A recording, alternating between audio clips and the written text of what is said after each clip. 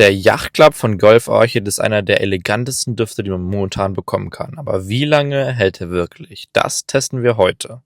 3 Stunden vorbei und du riechst diese wundervolle Mischung aus Veilchen, Leder und Honig extrem gut. 6 Stunden vorbei und du merkst ein bisschen, der Veilchengeruch lässt nach, Leder und Honig sind aber immer noch sehr präsent.